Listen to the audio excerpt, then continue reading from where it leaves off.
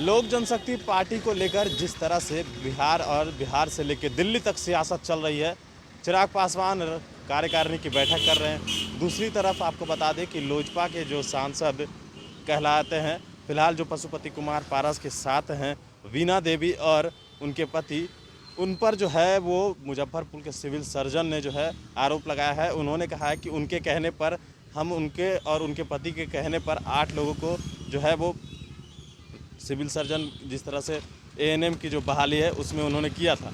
लेकिन आपको बता दें कि हमारे साथ बातचीत करने के लिए चंदन सिंह हैं जो लोजपा के प्रवक्ता हैं। उनसे जानते हैं कि आखिर इनकी पार्टी जिस तरह से चिराग पासवान लगातार ये दावा कर रहे हैं कि पार्टी उनकी है और पशुपति कुमार पारस कह रहे हैं कि ये पार्टी उनकी है। पहला सवाल यही है कि आखिर पार्टी किसकी है? देखिए, पार्टी हमारे चिराग पासवान जी की है। स्वर्गीय श्री रामविलास पासवान जी अपने जीवित रहते ही श्री चिराग पासवान जी को राष्ट्रीय अध्यक्ष बना दिया था। आज जिस तरीके से आप देख रहे होंगे कि पूरे देश से राष्ट्र कार्यकारिणी की बैठक 12 जनपद में हो रही है और 100 में 100% कार्यकारिणी के सदस्य सभी मौजूद हैं और सभी ने एक स्वर में श्री चिराग पासवान जी के नेतृत्व में आस्था व्यक्त की है। ये कार्यकारिणी की तो बैठक हो रही है, लेकिन चुनाव आयोग में ये मामला चला गया, तो क्या कार्यकारिणी की बैठक के बाद कोई बड़ा फैसला हो सकता है?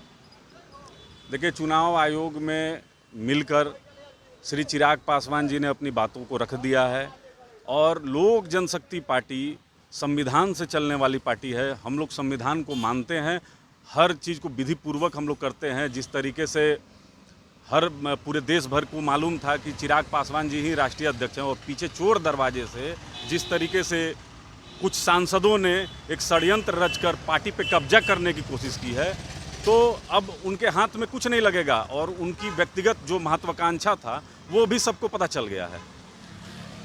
मंत्री की लिस्ट में आगे चल रहे हैं पशुपति कुमार पारस, क्या लोजपा उनके हाथ में चली जाएगी?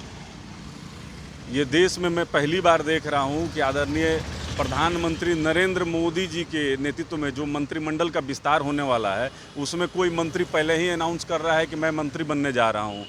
मुझे तो ये आश्चर्यजनक बात लगती है, बाकी प्रधानमंत्री जाने।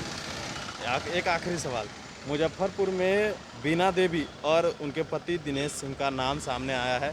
सिविल सर्जन ने ये बयान दिया कि उनके कहने पर हमने 8 लोगों को भर्ती किया था। ये गंभीर मामला है और कहीं ना कहीं ये समझिए कि राज्य सरकार के संरक्षण में ये हुआ मामला है। नीतीश कुमार जी की जवाबदेही है कि इसमें सामने आके उनको बताना चाहिए और इसकी गंभीरता पूर्वक इसकी जांच होनी चाहिए। यह बहुत एक आप समझिए कि ये एक आपराधिक षड्यंत्र है कि गरीब जनता के जान के साथ खिलवाड़ करने का प्रयास हुआ है। बिल्कुल, तो ये थे हमारे साथ चंदन सिंह की जो लोजपा के प्रवक्ता हैं। बिहार में इन दिनों बिहार से लेकर दिल्ली तक लोजपा को लेकर सियासत चल रही है। पार्टी का राष्ट्रीय अध्यक्ष कौन, ये देखने वाली बात होगी। और भी अपडेट्स देंगे, बने न्यूज़ नेशन के साथ। नमस्कार।